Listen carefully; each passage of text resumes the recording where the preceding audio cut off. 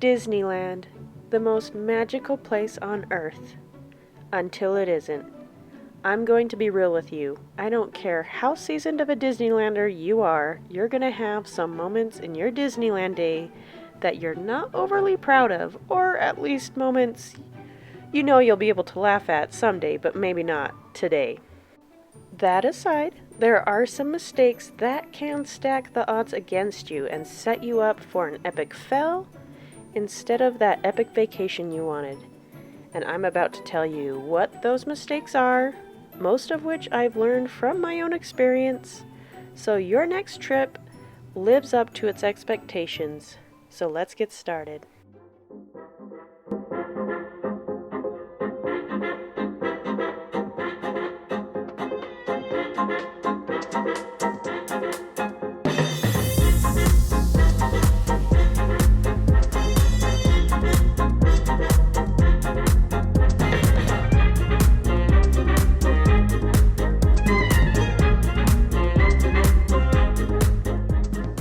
Here we go, the top 10 mistakes people make at Disneyland.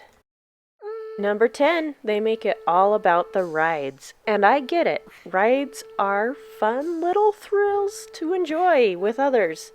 They're entertaining, and Disney parks boast some really awesome and unique rides. But they can also be fickle, and you can find yourself getting disappointed one too many times if all you're doing is rides all day. Especially because the big and cool rides tend to break down and need repair work the most. Mostly because they have more components that need to work, and usually higher standards for safety because they're more thrill rides. So they will close down often and without warning. Rides like Indiana Jones, Rise of the Resistance, Matterhorn, the Cars ride, Space Mountain, and the Incredicoaster, those can have temporary shutdowns daily. So if those are the only thing you're focused on doing all day, you may end up disappointed a lot. Also, the big popular rides are far apart from each other, so it can become draining trying to run from Space Mountain to Indiana Jones to Rise of the Resistance, then to Matterhorn. And if you throw in a super long line and a closure or two in the middle of all of that, you will have one tired, grumpy family on your hands. So here's my tip. Focus on one or two lands at a time, get that favorite ride in, then a few silly, quick walk-on rides, throw a gift shop in, stay and watch a show that's in the area, eat a snack or a meal, then move on to the next area, because there's a lot more offered besides rides, and if you're not stopping to watch a parade or a show, or hug Mickey and get that fun pic, you're not really getting your money's worth out of your ticket, because the cost covers everything, not just rides, so take advantage of everything that's in the parks. Thank you for joining the cause. A covert resistance team led by my friend Finn has infiltrated a First Order Star Destroyer. Number 9, not planning for weather. I know we all like to picture our vacation having that flawless California weather where it's not too hot and not too cold all day, but there's actually fewer days like that than you'd think. If you're planning a trip November to mid-March, plan on chilly, sometimes even really cold, early mornings and night times, as well as the occasional rainstorm. Although often the rain is short-lived, it can literally put a damper on your day if you're not prepared for it. So plan for those weather fluctuations. April and May will probably be the most pleasant as far as weather is concerned, although you'll still need a light jacket or sweater for the nighttime. The summer will be hot, and sometimes even very hot. But what surprises people often is how hot it can be in September and October still. So do yourself a favor and check the weather. Check your weather apps in Anaheim 7 to 10 days out, and then keep checking it as you're packing your bags to make sure you're packing them appropriately for your trip.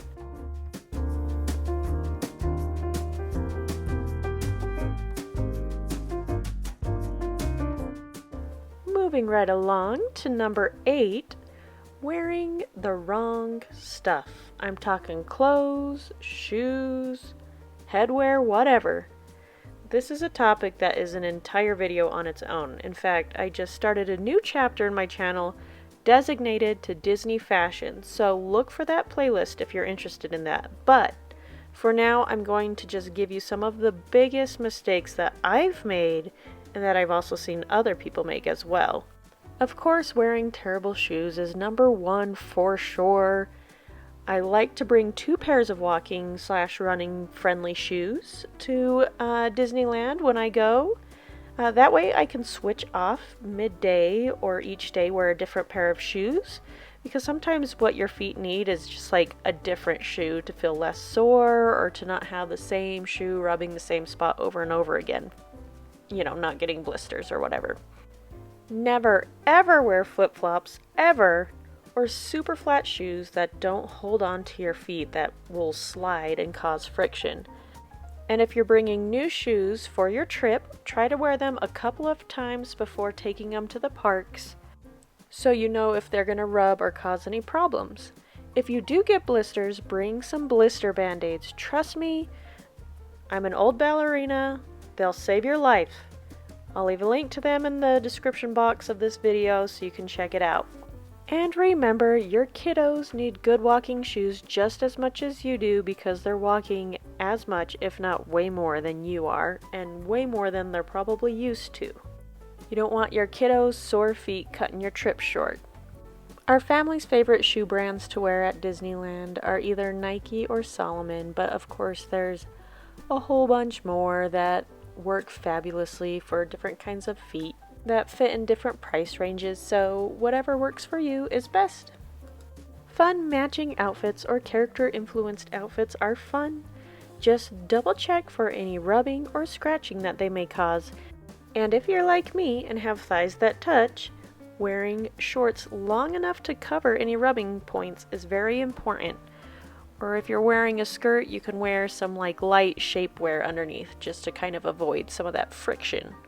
We also like to use Body Glide or Squirrel's Nut Butter. This is my husband's hack, thanks to all of his ultra running that he does. It looks like deodorant, and you just rub it on any place that might rub or get sore or blisters, so thighs, heels, toes, whatever. I'll leave a link to that as well.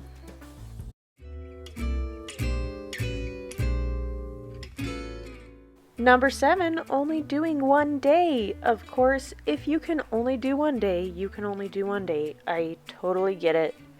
I understand.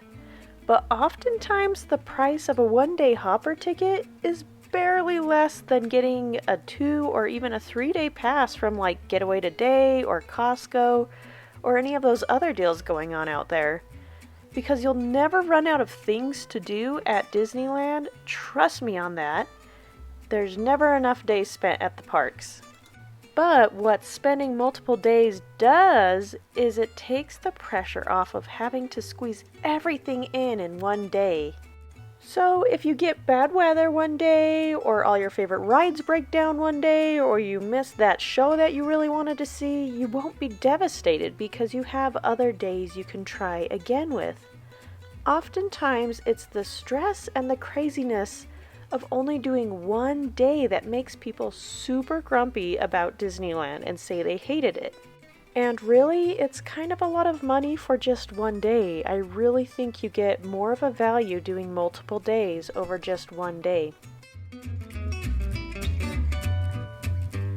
Number 6, being grumpy about everything being too expensive and the prices of everything. Okay, so we all know it's going to be pricey. The demand for Disneyland is high, and they know it, and the prices show it. Sure, we all joke about it from time to time, but if that $7 pretzel is going to ruin your day, you may need to plan a different trip.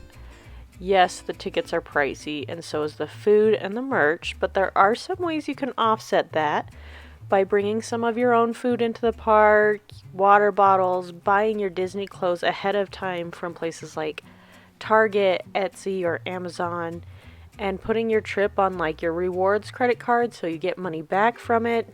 You know, tricks like that just kind of help it be not quite as expensive. The thing is, you just really don't want your family's memory to be that Dad was grumpy the entire time because Susie's spaghetti cost $12 or, that stuffed animal was too expensive. You know what I'm talking about, right? It's happened to the best of us. Speaking of food, number 5, not planning ahead with your food. Do yourself a huge favor and after you book your trip, hop on the Disneyland app and check out all the food options. Make any dining reservations as early as possible and look at the menus and figure out how to mobile order because Disneyland is huge and you burn a lot of energy walking around all day. And the last thing you want is trying to figure out what food Disneyland has to offer while your group has a case of the hangries. That's why it's also smart to try to keep some snacks on hand for such an occasion. Number 4, showing up late and leaving early. If you're only hitting the parks during the middle of the day, you're missing out on what I like to call the magic hours of the parks. Those are the first 2 hours of the parks being open and the last few hours of the night, when it's less crowded and the weather is less extreme. I talk all about this in my 10 reasons to stay late at the parks video. You can check that out.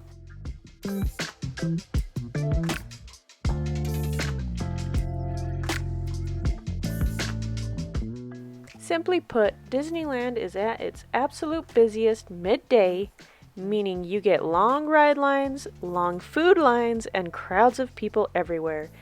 And maybe it's just the Scandinavian in me, but sometimes I need some space between me and humanity. Give this video a like if you know what I'm talking about. I know, shameless. Anywho, moving on to number 3.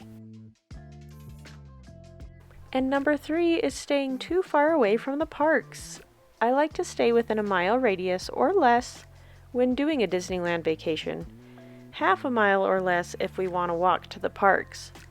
This ensures easy access to the park in the morning, getting back to a bed to pass out on at the end of the night, and an option for afternoon pool or nap times if we're getting burnt out at the parks. And surprise, surprise, I have a video on this topic as well. I say if you're going to do a Disney trip, then just go for it. Stay close to the parks, wake up early, stay late, eat the junk food, and be merry. And staying close to Disneyland makes that a lot more possible.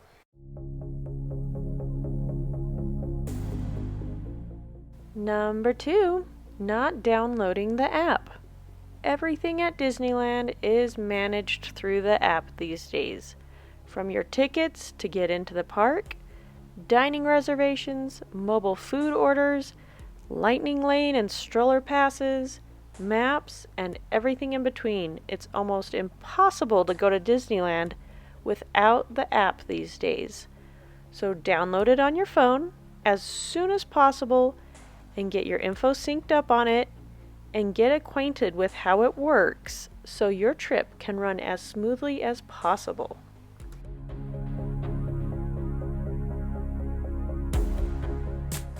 And the number 1 mistake people make is not taking a moment to enjoy where you are. Sure, Disneyland can be crowded at times and it can lose some of its charm if you've been running yourself ragged all day. But it still is a great place to be no matter what age you are. There is something for everybody there. It's the cleanest theme park I've ever been to. The food is pretty awesome. There's incredible entertainment options. And if you're lucky, you're spending your days there with people you love. What could be better? So don't forget to take a moment between jumping on rides and cramming popcorn and churros into your mouth to sit back and take it all in. Do some people watching. Listen to the sounds. Notice the little things and all the details. Learn the history and lead with gratitude that you're lucky enough to be at Disneyland.